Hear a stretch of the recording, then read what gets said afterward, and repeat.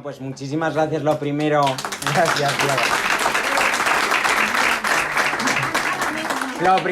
Lo primero, gracias al Blas y a Diego muy especialmente por invitarme a dar esta pequeña charla. Lo segundo, gracias a vosotros, porque al final si hablo yo solo esto tampoco sirve para nada. Lo que sirve es para que os entretengáis y nos riamos dentro de lo posible, porque tampoco es un tema que da para muchas alegrías, pero intentaremos meter alguna chanza.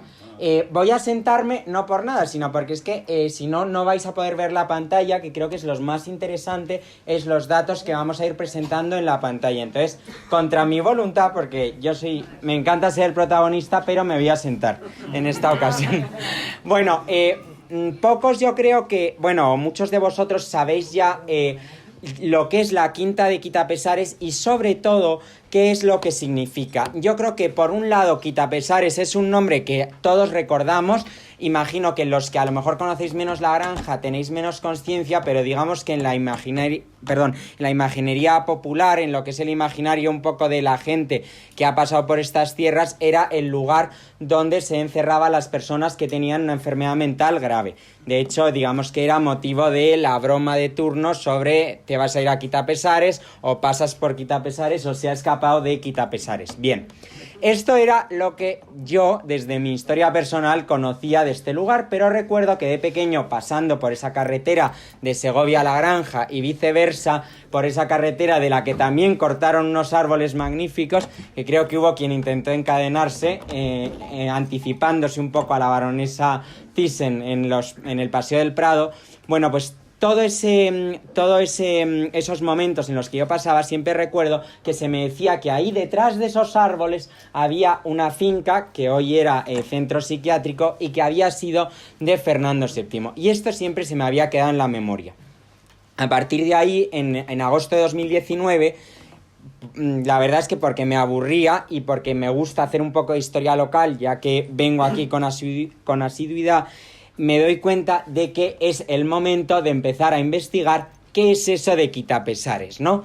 Ya habíamos tenido la conciencia de que se había arreglado la faisanera, se habían hecho cosas en la faisanera para convertirlo en un campo de golf, y a partir de ahí intento recomponer qué es lo que había antes y sobre todo porque ese nombre de la faisanera no parecía corresponder con lo que se intentaba o lo que se había transmitido de ser residencia de Fernando VII y de María Cristina. ¿Por qué? Pues porque en una faisanera en principio no vamos a dormir, ¿no? Sobre todo si podemos elegir dormir en otros lugares y somos los reyes de España. Bien, a partir de ahí, en 2019, y ya con esto se acaba mi introducción como historia personal, creo un artículo en Wikipedia en el que vuelco una serie de referencias que yo me encuentro en fuentes de todo tipo, desde panfletos del siglo XIX hasta artículos del ABC, cosas del adelantado de Segovia. Bueno, una serie de cuestiones que se han quedado incorporadas en ese artículo que lo teníais en la convocatoria de esta charla. Por lo tanto, eso lo podéis consultar cuando queráis y esto de lo que se trata es de acercar ese artículo para que conozcamos mejor qué es Quitapesares realmente. Bien. Bueno, pues esta foto que vemos en la portada es el estado actual de lo que es la Casa Palacio. El complejo acordaos, esto es solo una pequeña introducción, luego lo veremos en detalle, se compone de la faisanera, un edificio que, como sabemos, hoy se encuentra en uso, y otro edificio que también está en uso y que pocos conocemos, yo incluido, porque todavía recuerdo cuando me colé con un coche para hacer las fotos, que yo decía, no voy a poder entrar a un psiquiátrico, esto es imposible. Sin ningún tipo de problema, yo llegué con una amiga mía, Isabel, me metí en el centro psiquiátrico, me bajé del coche, nadie me preguntó nada y me puse a hacer fotos para que quedara documentado el estado actual, ¿no? Bien, vamos a... Perdón, no sé, tenemos un problema técnico, no funciona el proyector. A ver la señal. Ahora a lo mejor, perdón. Bueno, perdón, los problemas técnicos. A ver. Los problemas del directo, efectivamente. Bueno, pues no. Sí, a ver. Si no le damos... Bueno, yo os voy indicando si queréis y vamos cambiando según tal, porque además ahí puedo ver las diapositivas. Bueno, importante. Sí, el siguiente... Nada, ya está. El siguiente... Bueno, siguiente diapositiva si podemos. Parece que no, tenemos diapositiva para un momento. Ahí os prometo que funciona. Bien, estos son los temas. Hemos conseguido que cambie el índice. Entonces, el primero, vamos a hacer una pequeña apertura o conocer un poco cómo estaba España cuando se crea esta finca, ¿vale? El estado era un poco deplorable y además con lo que la historiografía liberal ha machacado a Fernando VII, pues podéis imaginar que en general la idea que tenemos todos de Fernando VII o teníamos es de que era pues poco menos que el demonio, ¿no? Entonces vamos a intentar ver un poco que esto no es exactamente así, también tuvo sus cosas buenas ese señor tan feo que todos conocemos de muchos retratos. Después vamos a explicar un poco cómo era la familia real, porque realmente la Quinta de Quitapesares tiene también un simbolismo especial, porque no se compra para el rey, sino que se compra para una persona, y va a ser muy importante incluso en la historia personal de esta persona, que es la reina María Cristina de Borbón, María Cristina de las Dos Sicilias, después será reina gobernadora de España hasta 1840, ¿vale? En nombre de su hija Isabel II, un poco para que localicemos. Por último hablaremos de Segovia en el reinado de Fernando VII. Aquí sí que sin paliativos la provincia estaba destrozada. Veremos algunos, digamos que, puntos más interesantes de, en concreto, por qué la provincia estaba destrozada. Después vamos a hablar de, en concreto, cómo es la quinta, es decir, cómo son los edificios que la componían, cómo estaban antes y cómo están ahora. Sobre el cómo están ahora, yo espero que no acabemos con la Guardia Civil aquí, porque voy a intentar refrenarme sobre mis opiniones del estado actual. Porque luego ya sabéis cómo son estas cosas y resulta que un primo de alguien es el que ha hecho el desarrollo urbanístico y entonces es un poco delicado. Así que intentaremos no meter la pata y siento si alguien se ha dedicado a eso, porque bueno, la verdad no se ha enterado mucho, supongo. Bien, esto es de lo que vamos a hablar. Vamos a empezar ya con España en el reinado de Fernando VII. Al finales, del reinado. Siguiente diapositiva, esta era solamente la de inicio. Bien, tradicionalmente lo hemos conocido como la década ominosa. El nombre pues no invita a considerar que nos hayan enseñado que sea un periodo pues muy agradable para la historia de España. Pero la realidad es que una vez se acaba el trienio liberal, o sea, Fernando VII, llega a España en 1814, es restaurado en el trono después de que echamos a los franceses, por decirlo de forma llana. Llega al trono español y durante 6 años ejerce de forma pacífica un absolutismo en el que se restablece la Inquisición. Digamos que España vuelve a unas estructuras similares al antiguo régimen, porque en la vida, por mucho que intentemos volver, no todo es igual. Por muy reaccionarios que queramos ser, no podemos volver atrás en el tiempo, es imposible. Entonces, es verdad que el reinado de Fernando VII ya había algunos cambios frente a lo que existía antes de la invasión napoleónica. Bien, el trienio liberal, ya sabéis, se vuelve a reinstaurar la Constitución del 12, con algunas cuestiones un poco particulares, riego, y llegan los franceses, el duque de Angulema, el que sería, como si dijéramos, el segundo heredero al trono de Francia, y no podemos decir que conquiste España, porque realmente la expedición de España, que es como se llama en Francia, los 100.000 hijos de San Luis, realmente es un paseo militar, porque todo el mundo está de acuerdo, especialmente en el campo, en que vengan los franceses a liberar a España de los liberales. Bien, en 1823 ya digamos que Fernando VII vuelve al trono como rey absoluto, ya no hay más Constitución del 12, ya no hay nada más, pero los franceses se quedan aquí establecidos. ¿Qué es lo que pasa? Que los franceses impiden, en cierta forma, que se vuelva, por ejemplo, a restablecer la Inquisición o que se realicen otras cosas que sería un poco volver a ese momento más absolutista, más reaccionario. Entonces, ese reinado de Fernando VII en esta última década, desde 1823 hasta 1833, cuando muere, va a haber una serie de cosas curiosas que se van creando y digamos que vamos avanzando hacia la modernidad. Tampoco somos unos genios del avance hacia la modernidad, creo que muchas cosas para bien, pero vamos haciendo cosas. Así, bueno, se pierden las colonias americanas, a mí es un tema que me aburre mucho, pero sin duda es muy importante y posiblemente lo conozcáis perfectamente. En 1829 se promulga el Código de Comercio, o sea, España parece que entra en el siglo XIX por fin, y Fernando VII ve la necesidad, y la gente que le rodea, de que el comercio se regule de una forma más moderna, no con la novísima compilación que continuaba en vigor hasta la entrada de nuestro Código Civil, con leyes que databan de Alfonso XI y casi hasta de Recaredo. Entonces, digamos que primer paso hacia la modernidad. Segundo paso, el Banco de San Fernando, que es un antecedente más o menos asimilable a lo que hoy sería el Banco de España. Digamos que es un banco para fomentar la riqueza nacional, al estilo de la Banca de Francia y otros bancos que se encontraban, digamos, empujando el crecimiento económico en otros países de nuestro entorno europeo. Siguiente diapositiva, por favor. Gracias. Sí. Perdón, ya funciona. Bien. Muchísimas gracias. Entonces, esto es una cosa muy curiosa que he querido resaltar porque también he hecho artículo en Wikipedia. Entonces, como la verdad no puedo ser protagonista estando de pie, por lo menos en la diapositiva. ¿Por qué? Porque se crea el Real Establecimiento Litográfico. Y esto es una cosa que pensáis que a vosotros en vuestras vidas no os afecta a día de hoy para nada, pero os afecta más de lo que creéis y ahora os voy a decir por qué. Porque este Real Establecimiento Litográfico va a crear litografías, como su propio nombre indica, y se van a traer artistas franceses para ir litografiando distintas colecciones. De tal forma que, ¿qué es lo que pasaba? La gente se suscribía a una colección y se iban entregando planchas a los suscriptores.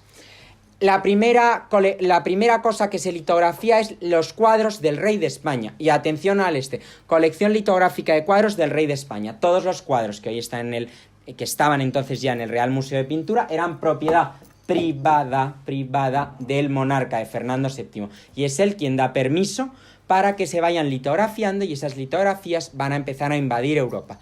He puesto la Inmaculada, que me parecía, la verdad es que precioso, para un poco enseñar ya el avance que es frente al grabado.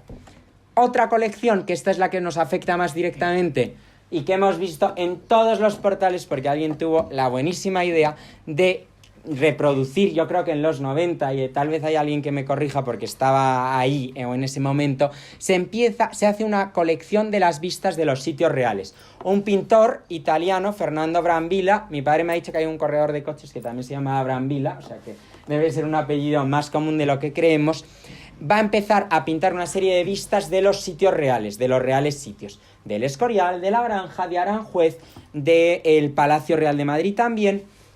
Y estas distintas vistas se pintan al óleo y están hoy todavía en los palacios reales. De hecho, es muy gracioso porque en el despacho que hoy utiliza la reina doña Sofía y que vemos en muchas fotografías, hay dos óleos de Brambilla, creo que uno es Aranjuez. O sea que fijaros que incluso hoy en día son óleos que se encuentran, digamos, son un poco actuales, ¿vale? Entonces, después esos cuadros de Brambilla se litografían. Y esas litografías que se hicieron en 1829 las reeditan en los 90 y creo que todos podéis acordaros de algún portal, alguna casa en la que habéis visto una vista que están litografiadas muy bonitas en blanco y negro. Esta que he puesto es coloreada, veis que es la fuente de la carrera de caballos, perdonad, lo veis perfectamente. A ver, perdonad. Sí, es la carrera de caballos, perdón, se ve bien, ¿no? Entonces, me parece interesante porque si os fijáis ahora podréis saber que esto lo crea el Real Establecimiento Litográfico. Y la última colección curiosa es esa de la derecha, que es la colección de uniformes del Ejército Español, que es bastante bonita y que también, digamos, que eran estas obras enciclopédicas destinadas a acercar las maravillas de España, por llamarlo de alguna forma, visite usted España, en versión siglo XIX. Visite los cuadros del rey de España, que ya están colgados en lo que hoy es el Museo del Prado. Visite los reales sitios, porque ya se ha procedido a difundir por Francia y por todo el continente europeo estas vistas, y los uniformes del ejército español, mostrando que los ejércitos prusiano, francés y otros ejércitos europeos están al mismo nivel que el ejército español. Esto es interesante, y fijaos por favor en lo de Brambilla, en estos cuadros litografiados en portales, casas y demás lugares. ¿Alguien tiene, por curiosidad, uno colgado en su casa de la Granja? Marisol, pues fenomenal, pues verdaderamente, creo que algunos más lo tenéis, ¿no? Marisol, pero yo estoy seguro que hay gente que lo tiene. Por ejemplo, en una calle, en la calle Verderones, sé que hay uno en un portal, o sea que en el número 1 precisamente había una colección. Bueno, esto es curioso porque digamos que España avanza hacia esa modernidad. ¿Alguien dijo algo? Perdón. No. Bien. Ahora pasamos ya a investigar un poco cómo estaba la familia real en ese momento. Esto es un dato importante porque la protagonista de nuestra historia es una mujer que ahora está esto muy en boga, pero sobre todo, digamos que esto es en el marco, o la Real de Quitapesáes tiene importancia porque la familia real, digamos que está muy descompuesta, es una familia desestructurada, como lo llamarían ahora, porque... Moderno, muy moderno, ¿verdad? Es todo muy moderno en esta historia, verdaderamente. ¿Por qué? Bueno, Fernando VII es el rey en ese momento y tiene 2 hermanos. Y 2 hermanos, en principio, no podrían ser un problema. Pero ¿cuál es el problema? Por eso he dicho un rey y 2 partidos. Y 2 cuñadas, que ese es el tema importante. 2 cuñadas a las que vamos a conocer ahora. Fernando VII tiene 2 hermanos, uno es don Carlos María Isidro, que luego será el que nos monte ese jaleo con las guerras carlistas, un hombre de cortas luces, pero que le manejó el partido más reaccionario. Cuando dicen que Fernando VII era reaccionario, yo como Miguel Ayuso, que es profesor de Constitucional en ICAE, digo, pero si era tan reaccionario, ¿por qué tenía un hermano que representaba el partido reaccionario? No tenían por qué tener una oposición, ¿no? Y había otro hermano, que es Francisco de Paula, que es el pequeño, que va a representar una opción más liberal, o va a ser utilizado por el Partido Liberal. Bien, esta imagen, Fernando VII se casa ya cogiendo el último tren, es decir, se había casado una vez, se había casado una segunda vez, se había casado una tercera vez y no conseguíamos, hasta tal punto que con la tercera, que fue María Amalia de Sajonia, van a los baños de Sacedón y parece ser que están todos en burro y hartos de ir a tomar baños y ya sabéis que dijo esa frase de aquí volvemos todos preñados menos la reina, porque es que no había manera. María Amalia había sido terrorífica. También escribía unos versos horribles como de por mí no quedó que hacer, oble Dios con su clemencia. El Papa tuvo que escribirla para consumar el matrimonio porque ella no creía que eso fuera el fin del matrimonio. Bueno, un desastre. Y después de eso, dicen, ¿con quién casamos a este tío de 40 y muchos años, muy corrido? ¿Con quién le casamos? O sea, era francamente difícil. Y entonces a alguien se le ocurrió que Fernando VII tenía una hermana en Nápoles. Bueno, perdón, no. Volvamos atrás. Buscan una napolitana. Una napolitana que es hermana de una de esas 2 cuñadas. ¿Vale? Una de esas 2 cuñadas es sobrina de Fernando VII. Esto es un jaleo genealógico que no vamos a entrar a explicar. Digamos que traen a la hermana de una de esas 2. Lo cual quiere decir que las tornas, ¿hacia qué partido se cambian? Si la reina es de tu cuerda, hacia la de el partido que vamos a ver a continuación, el partido napolitano. Y traen a esa señora que vemos ahí a la derecha, María Cristina de Borbón dos Sicilias, que es la que hoy nos ha reunido esta tarde. Seguro que donde esté, que seguro que es en el cielo, estará orgullosa de ver que todavía se reúne gente para acordarse de ella. Aquí la vemos en una litografía porque el problema del matrimonio es, ella era bastante guapa, según las crónicas de la época, hoy sería una gorda, pero... Sí, pero... Oye, hoy sería una gorda. Pero para Fernando VII, después de la experiencia de la anterior, que era todo muy complicado, estaba encantada de tener a una que se quisiera meter en la cama con él sin ningún problema. Y fruto de esas noches o de esos días, porque no sabemos si dormían la siesta, fueron 2 niñas. Una fue María Isabel Luisa, la futura Isabel II. Primer chasco, una niña, ¿qué hacemos con esto? ¿Es infanta heredera? ¿No es infanta heredera? ¿Qué hacemos con ella? Y la segunda, Luisa Fernanda. Bien, evidentemente, segundo chasco.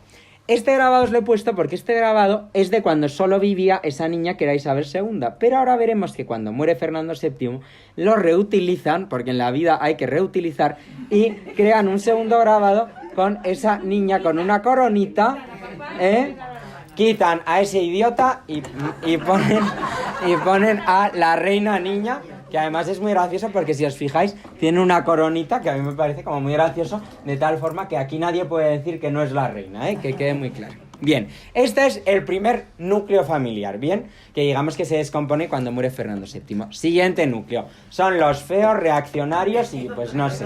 Lo siento si sois carlistas, pero guapos no eran verdaderamente.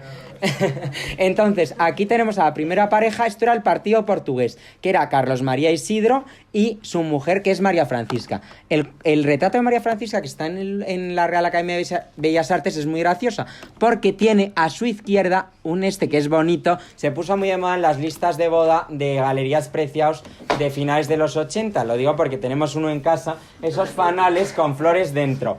Pues en este caso lo que había dentro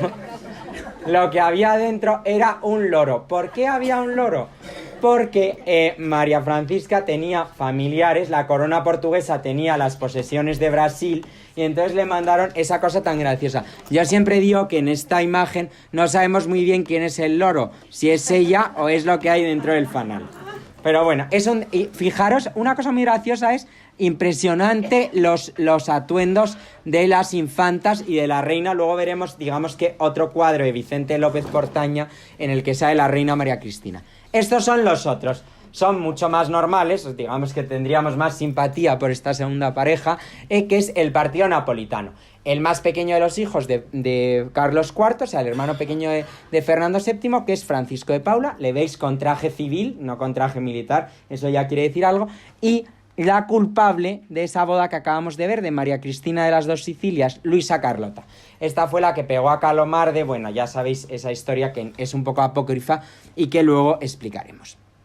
Esa es la familia real, con lo cual tenemos dos niñas, un hermano que es Carlos María Isidro, que se quiere echar encima del trono en cuanto pueda, y entonces ¿qué hace Fernando VII? Que tonto no tenía un pelo, aunque nos lo hayan querido pintar así.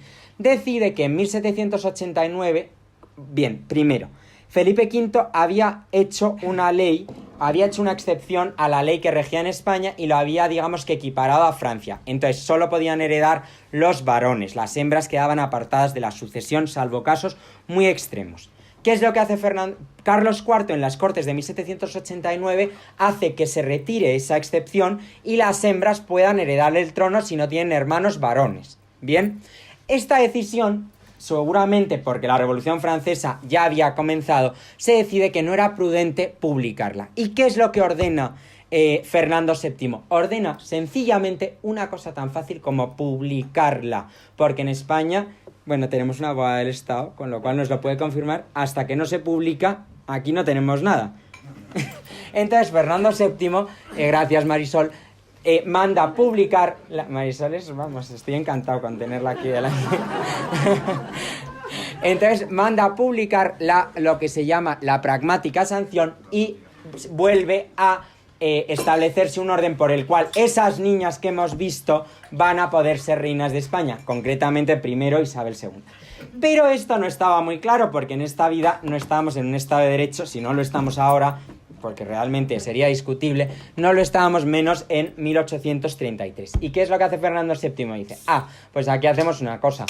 Aquí que vengan a jurar a los Jerónimos, y eso es lo que está representado en este grabado maravilloso, que vengan a jurar los grandes del reino y las cortes a esta niña como heredera de estos reinos.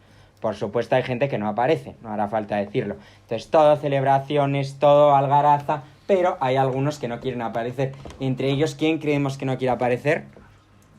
Carlos María Isidro, que desde 1832 se va a Portugal y pone tierra de por medio, decide que ya llegará su momento. He puesto el grabado porque creo que es muy bonito y porque muy pocas veces nos acordamos que a Isabel II se la juró como heredera de estos reinos con todas las solemnidades que tenía que tener esta ceremonia. Segovia en el reinado de Fernando VII. El desastre. La ruina económica más absoluta. Se ha estudiado muchísimo, por ejemplo, una cosa que está muy bien documentada, que son los conventos de la ciudad de Segovia.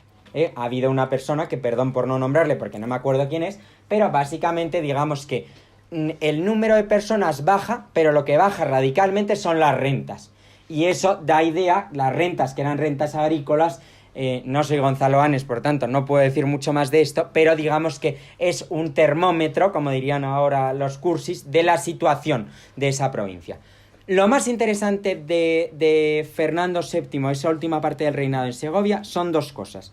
En la primera parte del reinado es la verja que pone en el Alcázar, aparte de que es verdad que lo reaviva, y si os fijáis, al entrar en la plaza del Alcázar dice reinando Fernando VII, año de 1817, fijaros, ya no podemos entrar con el coche, y la reforma ha sido desastrosa, una vez más, no diré mucho más porque os animo a que vayáis y veáis cómo no hay árboles y han puesto ese granito que le gustaba tanto a Ruiz Gallardón en Madrid. Entonces, bueno, pues granitazo, como decimos los jóvenes, y pa'lante. Restaura la Casa de la Moneda, esa puerta magnífica que casi es la mejor muestra de la arquitectura fernandina hoy en Segovia, año de 1829, el que no que me corrija, creo que es 28 o 29. 29, ¿verdad? Perfecto, es magnífica y restaura la Casa de la Moneda, ¿vale? Entonces esto es interesante porque, bueno, algo hizo por la provincia.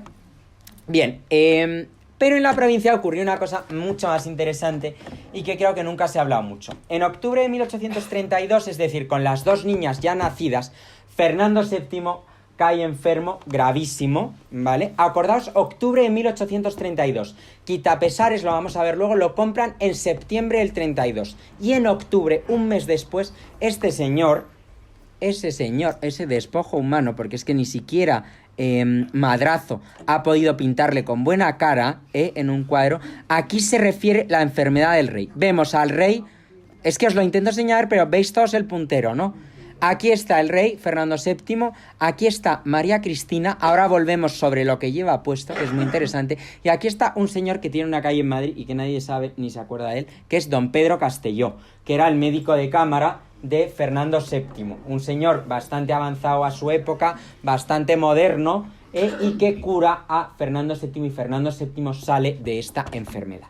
Pero María Cristina considera que esa enfermedad no le ha salvado Pedro Castelló, sino que le ha salvado una persona más importante que veis a vuestra derecha, que quién es esa persona que está bajando de los cielos a ayudar a María Cristina cuando se está muriendo su marido. ¿Quién es? ¿Quién me sabe decir quién es? ¿Qué virgen? La Virgen del Carmen, Nuestra Señora del Carmen, hasta tal punto que María Cristina se hace retratar en el cuadro anterior y en los siguientes cuadros con un hábito que es el de la Orden Carmelita. Acordaros, todavía recuerdo a mi abuela que decía que antes se hacían votos y se hacían votos y se vestían hábitos por un tiempo, ¿no? Yo creo que todos a lo mejor tenemos una historia de estas. Bien. María Cristina tunea un poco ese hábito carmelita. Aquí lo veis, aquí está fatal. Y le pone un pañuelito, una gorguera a la moda en Francia. Pero es muy gracioso porque se hace representar en muchos grabados. Y en el cuadro anterior hay otro detalle muy gracioso, si os fijáis, que es que ¿quién huye por la puerta de detrás del escenario, por la boca del escenario? La muerte está huyendo. La muerte pela, efectivamente. Entonces, bueno, digamos que es muy divertido porque esto no se había visto mucho, pero es muy curioso que ella le da tanta importancia que se hace representar así. ¿Por qué tiene importancia esto? Porque los liberales, durante ese tiempo, María Cristina coge las riendas del gobierno. ¿Y qué es lo que hace? Se trae a sus amigos, es decir, hace una amnistía para los liberales y empiezan a venir liberales a España. De tal forma que María Cristina, digamos que se empieza a convertir en una figura redentora, ¿vale? Empieza a tomar una importancia que es interesante sobre todo porque, aunque luego no nos vayamos a meter, digamos que el uso de figuras políticas que se hace en la actualidad existía y entonces María Cristina la adoraron en un momento dado y luego la mandaron al exilio sin ningún tipo de problema. Bien. Pasamos a investigar la quinta ya. Justo a y media, vamos bastante bien. ¿Os estáis aburriendo mucho o no? Bueno, que luego me dicen que no sea tan aburrido. Bien. A ver, ¿quién me va a decir que os aburro? Aquí vemos a María Cristina, retratada por Vicente López. Es, para mí, si la comparáis con las otras dos cuñadas, desde luego era la que mejor pinta tenía. No solo porque fuera la reina, sino porque en este momento, cuando llega 1829, está muy bien. Desde luego aquí está bastante peor. Con el hábito del Carmen y el cosito, efectivamente. El peinado es horrible. El kiki. Pero aquí está fenomenal. Todas estas alhajas que vemos hoy no se las puede poner la reina, ni una ni otra se las puede poner porque hoy en día no sabemos muy bien dónde están. Y fijaros la magnificencia. Yo siempre digo, hasta ese cinturón todo de brillantes. Está evidentemente representada en traje de corte, o sea, era porque iba en concreto a alguna cosa importante. Siempre nos creemos que esta gente iba así vestida, pero la realidad de los retratos, salvo el del hábito del Carmen, es que la gente se ponía bien para hacerse un retrato porque no tenían la facilidad de retratarse que tenemos hoy en día. Bien. Importante, la historia inicial de la finca. No puedo ver la chuleta, con lo cual voy a ciegas. Carlos IV, digamos que esta finca ya sabéis que se sitúa entre La Granja y Segovia, ya lo hemos dicho, según bajamos de La Granja a mano derecha. Y en esta finca, las noticias, que son bastante escasas sobre ella, es que Carlos IV ya cazaba en ese paraje. Vamos a llamarlo paraje por no llamarlo exactamente finca, porque no sabemos lo que era en ese momento, pero parece ser que ya cazaba. De tal forma que Fernando VII está como loco con esa mujer que le ha dado 2 hijas y 2 hijas que parecen sanas. Y decide hacerle 2 regalos. El primero de los regalos es un regalo que he recogido aquí, que se encuentra muy cerca de donde vivimos todos y de este barrio que se ha puesto tan de moda y donde de hecho viven muchos artistas jóvenes, que es Carabanchel. Es la Real Posesión de Vistalegre. Yo no he ido al estadio de Vistalegre, ni a la plaza de toros de Vistalegre, ni a lugares cercanos, pero creo que hoy está muy destrozada. Fernando VII le regala este lugar para que ella tenga un sitio cerca de Madrid donde poder ir y que ponga a su gusto. Igual pasa con Quitapesares. Es el 7 de diciembre, ¿verdad? De septiembre, que hemos dicho que era septiembre. 7 de septiembre de 1832. Compran la finca de Quitapesares a los herederos de ¿Frutos de Álvaro o Álvaro de Frutos? Frutos de Álvaro. Frutos, que es el patrón de Segovia, y el nombre no puede ser más segoviano, que por eso nos gusta mucho más estos herederos. Entonces, estos señores se lo venden a Fernando VII, pero no creáis que Fernando VII es tan idiota de dejarlo en el patrimonio real. Él dice, por lo que pueda pasar, va a ser de María Cristina, propiedad personal, igual que pasa con Vistalegre. No pasa a ser patrimonio del rey o de la corona, es propiedad personal de la reina, por lo tanto está desvinculada. Por lo tanto, si un día María Cristina se queda con una delante y otra detrás porque las niñas se mueren o llega Don Carlos, tiene 2 sitios donde meterse, aparte de lo que no sabemos que le hubiera dado, digamos, bajo cuerda.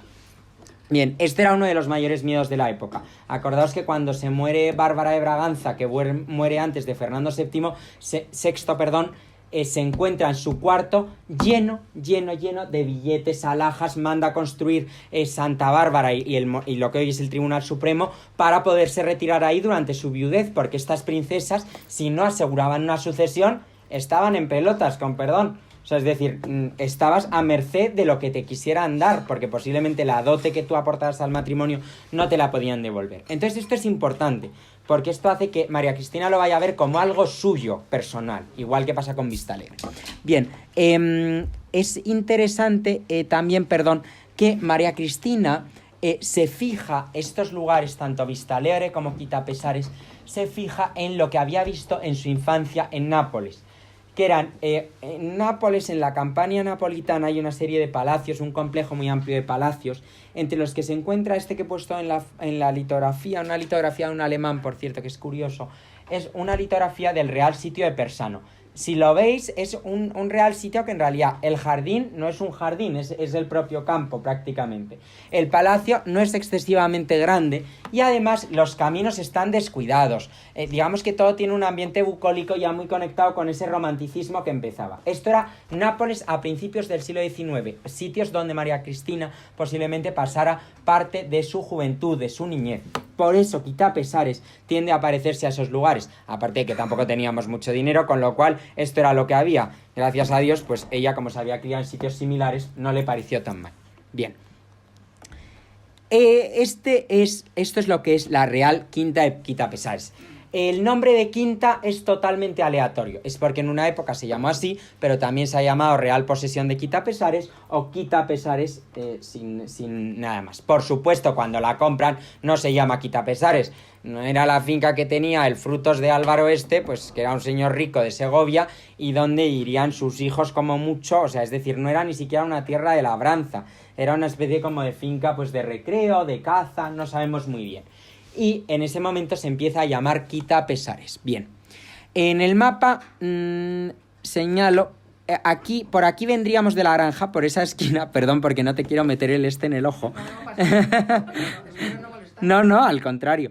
Bien, por aquí entramos, exactamente por aquí. Luego acordaros porque por aquí es por donde nosotros vamos a entrar, porque sí, vamos a entrar en Quitapesares un poco como lo conocieron María Cristina y Fernando VII. Si vamos por esta carreterita, vamos a ir llegando hacia los 2 edificios principales, aquí torcemos a la derecha, perdón, parece que tengo un problema de esto, para robar panderetas. Aquí tenemos la Casa Palacio, ¿vale? Y aquí tenemos la Faisanera. Bien, sobre el campo de golf no tengo declaraciones que hacer, ¿eh?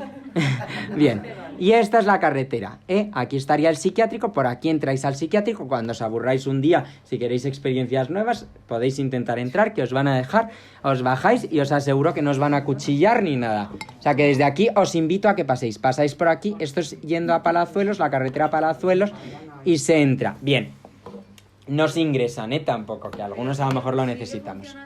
Funciona como centro de servicios sociales y sí funciona como psiquiátrico porque es que tampoco nadie ha ofrecido otro sitio como psiquiátrico. Entonces yo a la Diputación en ese sentido concreto no tengo nada que decirle. Luego ya le digo otras cosas. Bien, si vemos todas estas carreteras de aquí luego explicaremos qué es. Pero imaginaros que todo esto estaba lleno de árboles y además por la cercanía del río Eresma, aquí tenemos cómo era más o menos. Esta es una hoja de esas geográficas de principios del siglo XX. Aquí veis perfectamente lo gracioso que era, porque entraban sus majestades desde la granja por aquí. Por supuesto, no os imaginéis un cortejo de ningún tipo, o sea, un coche para ellos y el coche detrás con la gente, el gentilhombre del interior, la moza o la camarera que acompañaba a la reina. Nada grandioso, imaginaos algo muy tranquilo.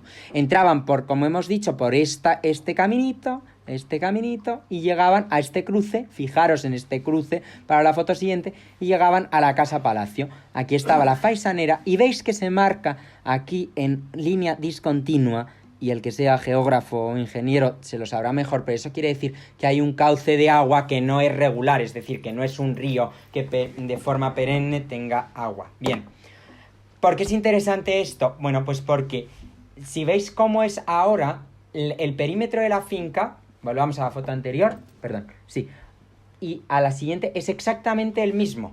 No ha habido cambios, no ha habido tal. El muro, si os fijáis, es exactamente el mismo, salvo en la parte de más cercana a la carretera, como de la entrada principal, que han cogido, se han cargado el muro y han puesto un acero corten, que me gustaría saber bien. Vale, fijaros, porque no he visto una cosa con peor gusto, porque si se lo cargan, que sea con gusto. Pues no.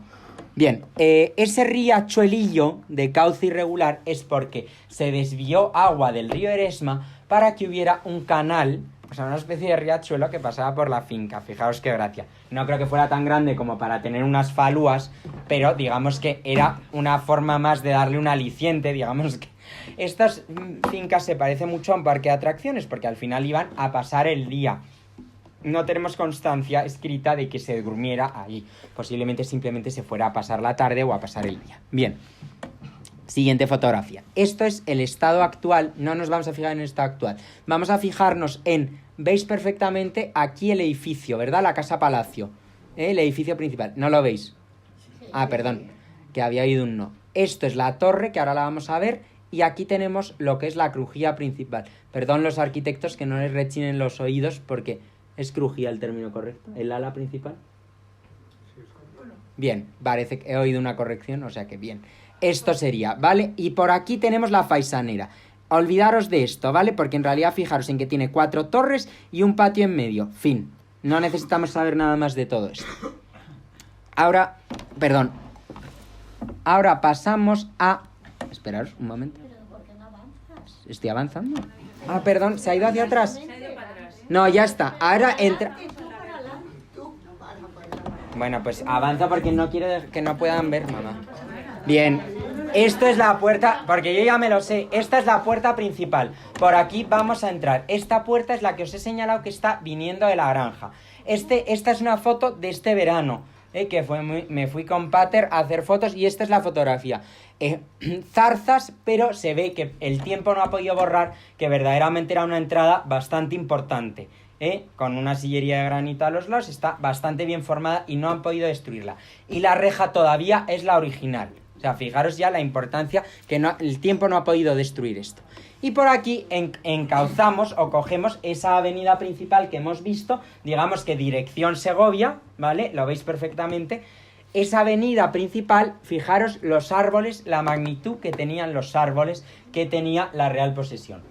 Cuando en los años 2000 se la cargan, lo más importante o lo que más se señala, más que el palacio, porque nadie lo había investigado mucho, es todo este complejo de árboles. De hecho, la izquierda de Segovia, y por una vez estaremos de acuerdo y que nos sirva como precedente, digamos que se quejó mucho de que con el campo de golf se iban a cargar una serie de olmos de una especie rara que creo que en la última diapositiva he puesto Ulmus valece o algo así, unos olmos blancos muy extraños que fueron plantados en tiempos precisamente de María Cristina.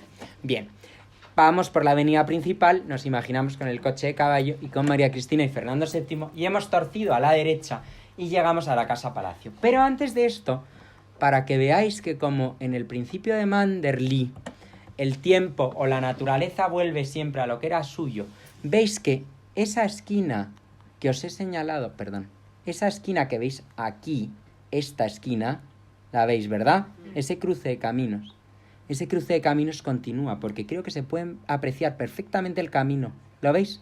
Sí. ¿Cómo sube? Sí. Y hacia la derecha, es que no lo veo bien, pero vamos, hacia allá, creo que se ve también un poco. Bien, esto os lo digo para que veáis lo que se han cargado, es decir, es que siguen quedando restos, o sea, ¿cómo es posible que se ha hecho esto? Bien, entramos por esa avenida principal y llegamos a la Casa Palacio. Como veis, tenía muy gracioso, este mirador no lo tenía, evidentemente es una adición posterior, y también esta marquesina, esto es más de finales del XIX, principios del siglo XX. Veis que tenía esta especie de torre que es muy graciosa, y a ambos lados, lado derecho, lado izquierdo, tenía dos alas que salían, digamos, que de esa torre central. Y esto era lo que era la Casa Palacio y no había más. Creo que son 25 balcones y una serie de varas que están en el artículo de Wikipedia y que podéis ver. Eso sigue más o menos tal cual, en lo que es la estructura. Está así hoy. Bien, la torre, que tenía gracia porque era la proporción exacta de solamente una altura más, la decidieron subir con esto, que tampoco entiendo muy bien de qué puede servir esto, de palomar, es que no entiendo muy bien, o sea, no sé, meten ahí a los más agitados, no lo sé. Yo estaría ahí posiblemente. Y aquí tenemos una cosa también preciosa, que esto no podemos decir que es culpa de los del golf de Quita de Pesares, que es esta estatua que yo no sabría clasificar. Yo creo que la robaron o la donaron el de Lago, el de los restaurantes Lago, debió de donarla porque es digna desde luego del Lago. Art Deco, yo no sabría ni cómo definirla, pero bueno, brutal, no hay palabras. Bien. Bueno, luego la verdad es que los maceteros están puestos con más acierto y el mirador y la marquesina han desaparecido. Evidentemente es porque como psiquiátrico pues no necesitamos un mirador ni una marquesina, no era muy práctico.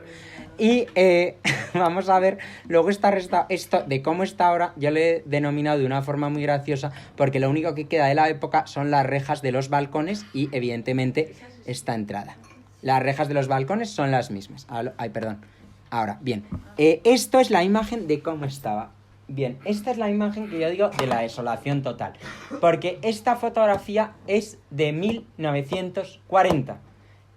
Perdón, de 1942 concretamente, cuando la compra la Diputación Provincial de Segovia. Cuando la dejan los Díaz Ajero, los condes de Malladas, Malladas, ¿verdad? Sí. La venden a la Diputación Provincial de Segovia. Fijaros el cambio de aquí a aquí. Aquí vemos unas molduras en todos los balcones, en todas las ventanas, las ménsulas, es que estas especie de pilares como de escayola, o no sé qué sería, como en ese neoclásico ya de los 1830, ya casi como estilo Luis Felipe, o sea, una grandeza que verdaderamente es bochornoso que esto se haya permitido. Pero fijaros sobre todo, esto es el estado actual de esto al estado, como digo, al estilo sección femenina. Porque es que estoy imaginándome al arquitecto de la Diputación Provincial diciendo, no podemos restaurar eso, que quiten esas mierdas que se están cayendo y lo restauramos con el enfoscado segoviano, como decía, esto no sé, esto me lo decía Enrique Ibarra, pero es lo de que ponen esta especie de zócalo en Segovia, y es un zócalo que se ha puesto muy de moda, que es el zócalo como hasta media altura que no tenían las casas. Entonces esto es muy curioso porque tampoco estaba. Y bueno, y luego aparte estaban estos bancos que evidentemente no estaban en su época. Pero lo único que tenemos es las rejas de los balcones, que eso no han podido con ello y han considerado que eran adecuadas. Aunque es verdad que si por ellos hubieran puesto un palo tieso y ya está. Bien, seguimos. Esto es desde el otro lado, que todavía se ve de forma más concreta los copetes de las ventanas del piso bajo, se ve perfectamente como las ménsulas de los balcones. Todo esto destruido en pos de lo que hemos visto. Y esto es el edificio desde otras perspectivas. Esto es desde el lateral. Aquí veis el edificio principal, ¿verdad? Y aquí vemos los patios de detrás. Estos son los patios de... Aquí es el edificio principal, la esquina que hemos cogido, que le tenemos manía a esa esquina, y el patio principal. Esta foto es de 1960, cuando habían quitado ya las molduras, si os fijáis. O sea, y a alguien se le ocurre hacer una foto. Hay cosas en este país que es... increíble, increíble. Bueno, pero se lo agradecimos a Manuel París, que fue el fotógrafo, y a la Diputación de Segovia, que no tiene ningún reparo en subir estas fotografías para que podamos demostrar lo burros que han sido. Bien, se lo agradecemos también. Bien, esto es la Faisanera. Es muy gracioso porque cuando lo destinan a pabellón psiquiátrico, un pabellón está destinado a agitados y otro a pacíficos. Estas nociones como de psiquiatría, que yo creo que para Freud ya eran antiguas, pues fijaos qué divertido. Entonces, hay mucho, en las fuentes hay mucha diferencia sobre cuál era el de agitados y cuál era el de pacíficos. Yo por sentido común considero que el de agitados, evidentemente, era la Faisanera, porque les encerrabas como a las bestias que tuvieron en la época María Cristina y tal. Entonces, es muy curioso y fijaros un poco en cómo está, para que luego podáis un poco ver el después. Este es el antes y el después. Bien, esto es el antes. Veis que es... A mí hay una cosa que me gusta mucho, que es, por ejemplo, estas barandillas en los lados cortos, hay unas balaustradas preciosas de piedra, unas ventanas aquí para pasearse por esas terrazas, y aquí veis también lo que eran unas especie de logias que son bastante bonitas. Bien, este es el estado actual. Yo no tengo nada que decir. Hay alguien muy cercano a mí que lo llama la caja negra. La caja negra. Yo, sin palabras entre esto, o sea, esto y esto. O sea, esto y esto. A mí esto, que me digan que esto es una intervención, yo lo considero una destrucción directamente. Esto es la casa club del golf. También le han puesto, si os fijáis, le han puesto, muy divertido porque le han puesto el zocalito que nos gusta, que es muy limpio, ¿eh? Es muy limpio para limpiar. Sí, esto, mi madre lo pondría, desde luego. No puedo decir otra cosa. Y aquí vemos el estado actual un poco desde otra perspectiva, que, bueno, y aquí, además, le hemos subido un piso y le hemos hecho una terraza. Entonces me encanta, seguro que hay gente que juega en la Faisanera, pero yo digo, por favor, intentemos jugar lo menos posible, que todo caiga en ruina otra vez y lo podamos hacer bien. Bien, esta es la cafetería, efectivamente, que dice María. Esto, y estos son unas especies de hangares. Esto nunca se acabó de construir, y aquí... La Faisanera actualmente, vamos a ver, ahora lo vamos a ver la historia. Ahora lo vemos, un momento, Catalina. Nada, entonces volvemos a la época María Cristina. Y estoy ya en tiempo de descuento, que son -10. Bien, María Cristina sigue apostando por esa finca, y es muy gracioso porque hemos encontrado que intentaron construir una capilla. He encontrado que intentaron construir una capilla neogótica y que se llegaron a hacer incluso estos dibujos para el mobiliario litúrgico, que los hizo el hijo de quien proyectó la capilla, que era Miguel Gálvez. Este hijo es muy gracioso porque es el señor Juan Gálvez, que fue el que pintó el único retrato que hay, que creo que no es del natural, de Agustina de Aragón, con un cañón, ese que vemos siempre, esa iconografía clásica de Agustina de Aragón, pues lo pintó ese señor. Y estos dibujos están hoy en la Biblioteca Nacional, que es de donde he sacado las imágenes. La capilla llegó a apostarse tanto por esto que se llegó a levantar un muro, y en mis prospecciones arqueológicas pues no he conseguido localizarlo. A lo mejor algún loco lo tiene localizado. Bien. La historia de la finca tiene una cosa que es muy interesante y ya más de cotilleo, que es donde María Cristina se se declara, no se casa. Entonces todos sabemos que María Cristina tuvo ese primer marido horrible, espantoso, etcétera, y luego tuvo un segundo marido, que es ese señor que vemos en la fotografía, muy bien interpretado. Este señor era Agustín Fernando Muñoz, aunque en realidad es Fernando Muñoz y es como se le conocía en la época. Pues que ahora los cursis dicen que era Agustín Fernando, cuando él ni siquiera firmaba así. Bien, pues Fernando Muñoz era un guardia de corps, o sea, un soldado. Que no nos cuenten. Todos conocemos a hijos a descendientes de este matrimonio y les queremos y les apreciamos mucho. Pero descienden de un guardia de corps, hijo de unos estanqueros de Tarancón. Yo no sé ni de dónde, o sea, me refiero. Es lo que hay. No pasa nada. No pasa nada. Está fenomenal, efectivamente. Entonces, ¿qué es lo que pasa? Que ella se enamora en un pequeño viaje y el día 18 de diciembre de 1833 Fernando VII ha muerto. Atención, en septiembre, el día de San Miguel, el 29 de septiembre de 1833 muere Fernando VII.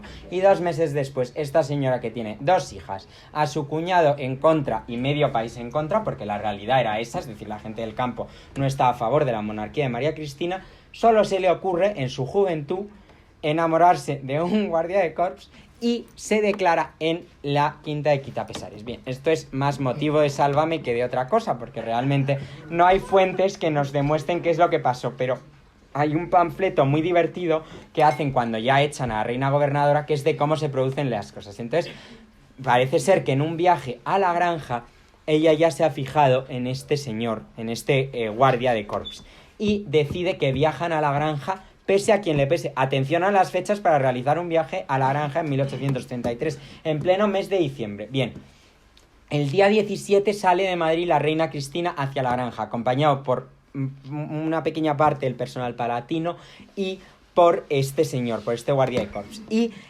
les pasa una cosa muy divertida, que es que se tienen que quedar en la fonda real porque hay tanta nieve que no pueden pasar. María Cristina manda quitar la nieve esa noche y que se le abra paso, y el día 18 de diciembre llega a este palacio que nos acompaña y que nos acompañará muchos años. Llega a este palacio y ese día 18, según llega, imagino que llega casi en medio de la noche o muy pronto por la mañana, decide que va a dar un paseo a su posesión, a su casa de Quitapesares.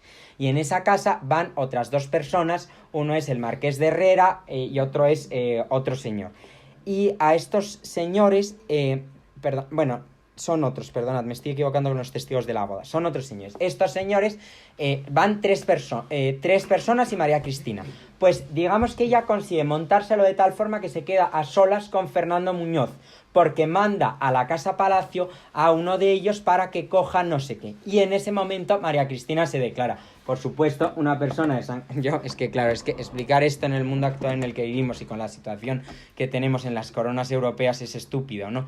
Pero digamos que evidentemente una persona de sangre real es la que se declara, aunque sea mujer. Fijaros la grandeza de lo que era la dignidad real en esos momentos, la dignidad de los príncipes, que es ella la que se declara a él. Él, por supuesto, pues como loco, porque todo con tal de salir de Tarancón y hacer carrera, que para eso nos han mandado aquí, porque a él le mandaron, porque tenía una tía que había sido nodriza de Carlos IV y entonces le consiguen colocar, como se colocaba antes, le colocan en la Guardia de Corps. Fijaros el carrerón, esta señora, desde que dio el pecho a Carlos IV o a uno de sus hijos, porque no recuerdo exactamente. Bien.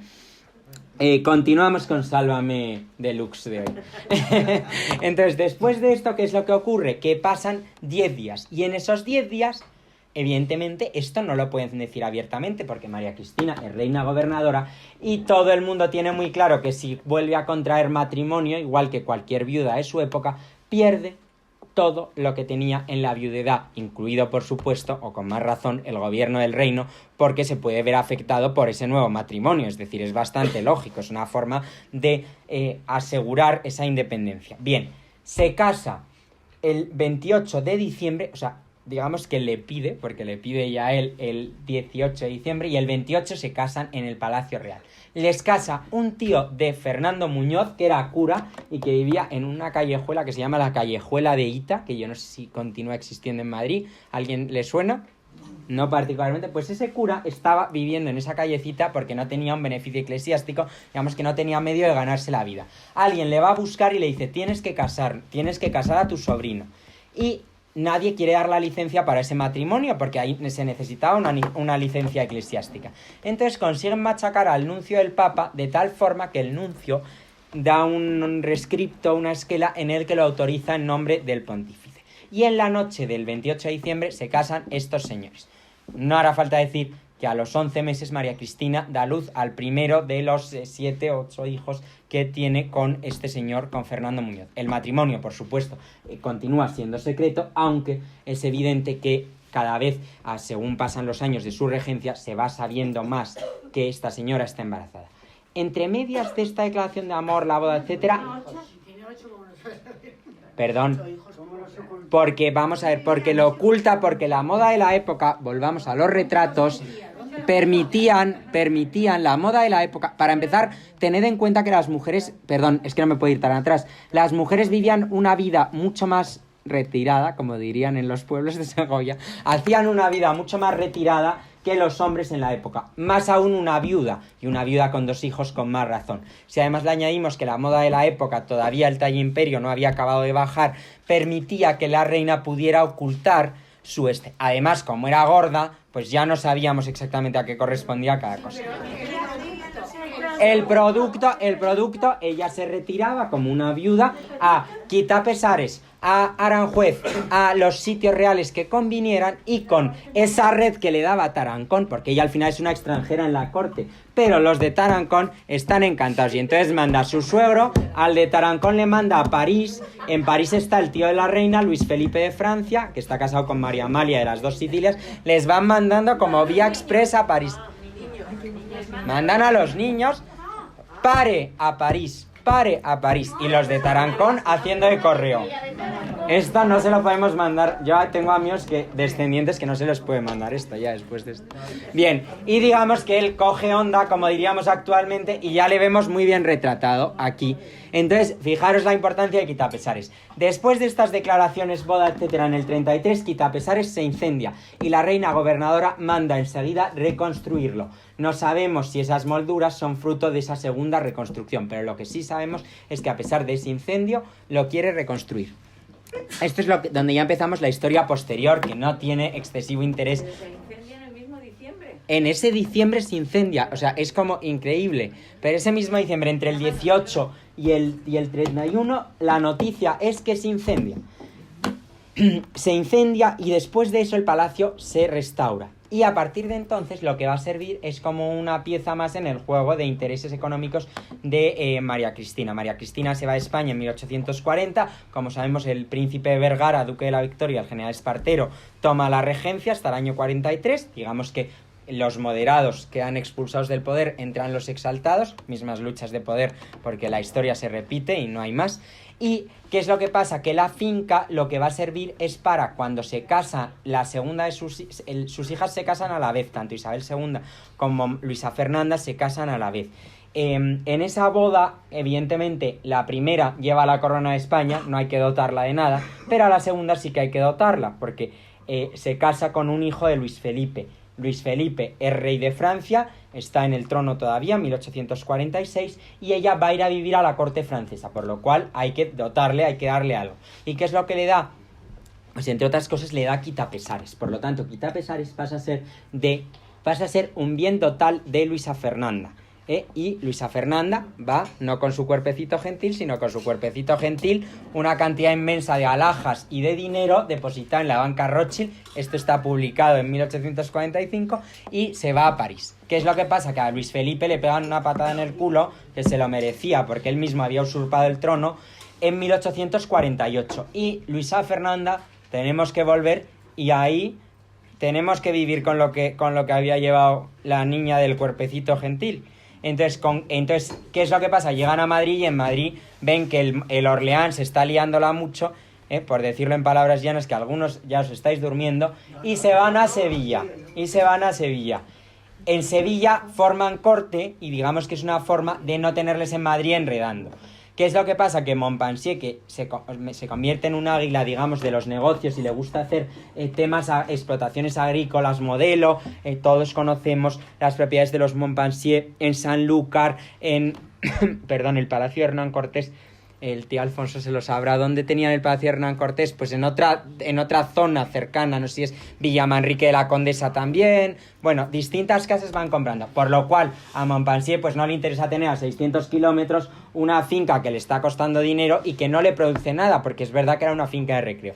Entonces la vende. ¿Y a quién la vende? La vende a un salmantino que es José Ogesto, ¿verdad? Ogesto Nieto, ¿no? No. Bueno, pues, José Ogesto, que este era un señor de Salamanca, rico porque había comprado todas las propiedades desamortizado, las que habían sido objeto de desamortización con Mendizábal. Se le vende la finca en 1855 y este señor, porque el que a hierro mata, a hierro muere, cae en quiebra en 1871, me parece que es, ¿verdad? Ah, pues es en el 71, perdonad, y se la vende a su yerno, que es el Díaz Ajero, que estaba casado con una hija de este señor del banquero de Salamanca, que yo es que es mejor conocerle con este nombre. De ahí pasa a los condes de Malladas y ahí permaneció hasta en 1942, cuando después de la guerra se lo venden. Pero durante la guerra había sido hospital de sangre, que me encanta este nombre, de las tropas regulares de Marruecos, imagino que precisamente por el frente del Guadarrama. El hospital de sangre, pues para las señoras que a lo mejor no lo saben, es un hospital de primera línea en el que se atiende al herido de primera línea, ¿no? Eso, de frente, efectivamente. Bien, con posterioridad a esto, ya le hemos dicho, se convierte en sanatorio de la Diputación Provincial y en el 60 se quema la Faisanera. O sea, aquí se quema todo el rato todo, o sea, lo cuidaban muy bien. Gracias a Dios, ahora ya tenemos extintores. Bien, se quema eso. Fijaos el jaleo que es para la Diputación, que es por lo que se construyeron muchas cosas, porque se te quema el pabellón de agitados, tú tienes que meter a esos señores en algún lado, conviene, ¿eh? Entonces es curioso. Y claro, como te lo manden a casa. Y aquí tenemos lo que es la década, lo que sería la década horrible, que son los 2000. En los 2000, la Diputación de Segovia, supongo que falta de dinero y diciendo yo tengo este activo, decide que descataloga la finca, la vende a una sociedad. Yo ya los temas mercantiles no me he metido porque les odio y para qué saber más, porque luego te encuentras a alguien que conoces y es muy violento. Entonces es mejor no saber mucho. Lo venden a una sociedad y esa sociedad se dedica a, por un lado, montar el tema del golf y por otro lado, montar una urbanización alrededor de la finca. Perdón, esto eran las mismas fotos. Aquí lo tenemos. Bien, entonces esto aquí alrededor es lo que se urbaniza. Veis el campo de golf, la urbanización, pero lo divertido es que el psiquiátrico continúa ahí porque la Diputación no les puede mandar a ningún lado, porque si no, pues hubieran vendido todo, que les hubiera salido más rentable, se hubieran cargado lo otro todavía más. Creo que hay una cosa que es especialmente interesante de esto, que es que a día de hoy, y la vida tiene sus contradicciones, después de hacer yo el artículo de Wikipedia, una empresa que se llama Quinta Real S.A.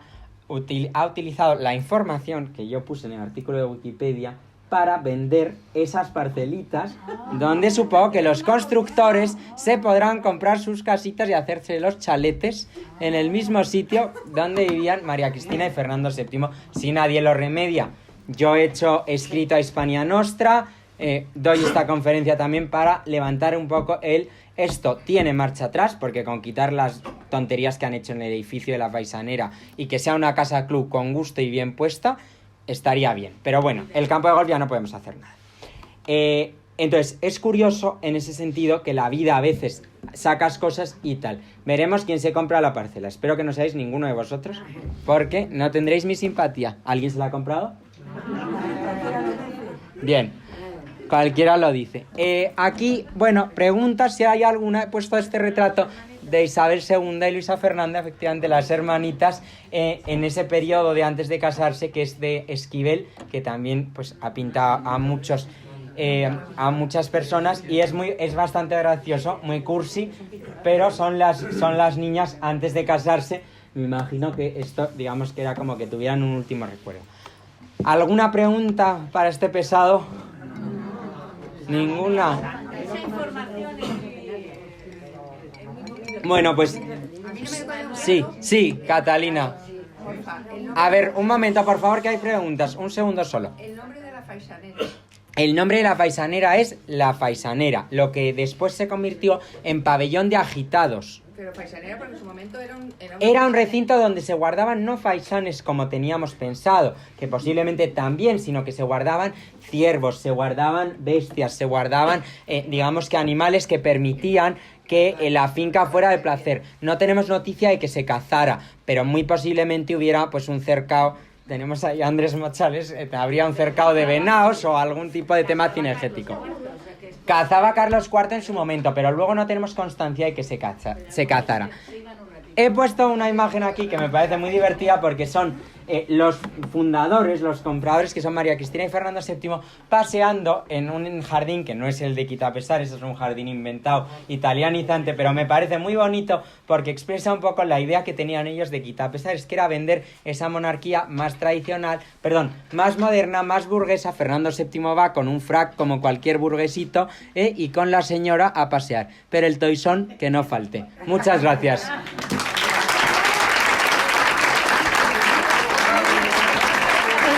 ¿Quitapesares cuándo surge? En 1832, cuando lo compra Fernando VII. Gracias.